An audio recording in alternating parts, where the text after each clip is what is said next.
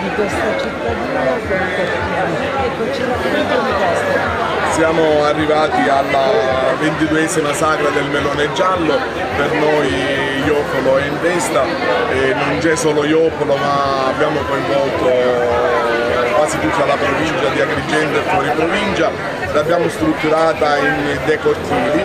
Abbiamo il cortile dove ci sono cavatelle al melone e pesto, il cortile dove ci sono le mafaldine con panelle al melone, lo stand dei cannoli con il ricotto al melone e l'altro stand è quello dei cazzilli al prosciutto crudo e melone. Infatti noi sulla sagra del melone giallo puntiamo buona parte dello sforzo economico del bilancio comunale per cercare di pubblicizzare un po' il paese, cercando di avere qualche attrazione per un eventuale ripopolamento di questo piccolo paese.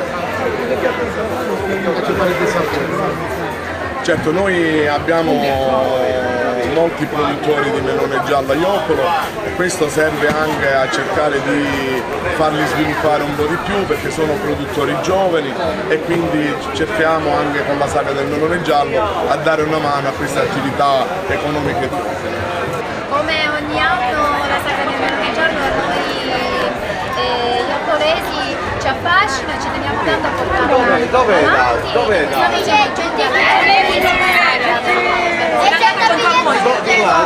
ogni anno noi siamo che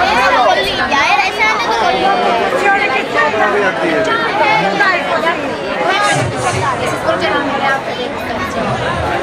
Sempre siamo numerosi e quest'anno veramente nonostante dico la serata che non promette rivoluzioni, però tutto procede per il verso giusto, sì, siamo contenti di una bella serata.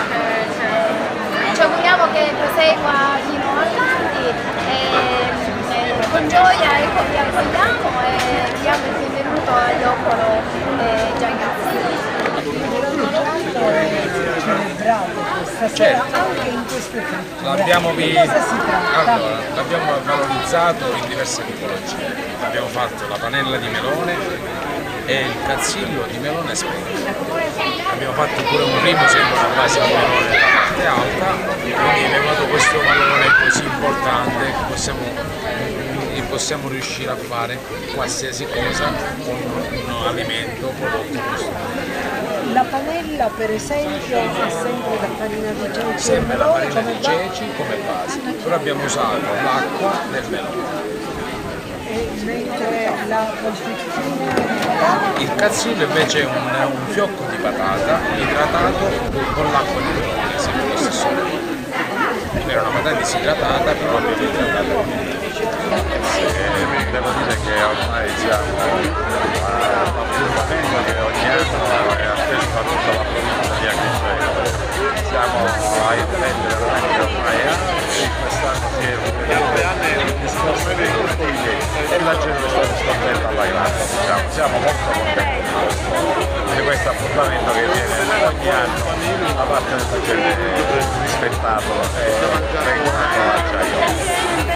Sì, abbiamo cercato di costruirlo, di farlo andare ormai, siamo oltre la 20ª edizione, abbiamo cercato sempre di farlo andare e migliorarla sempre e sicuramente quest'anno siamo al top.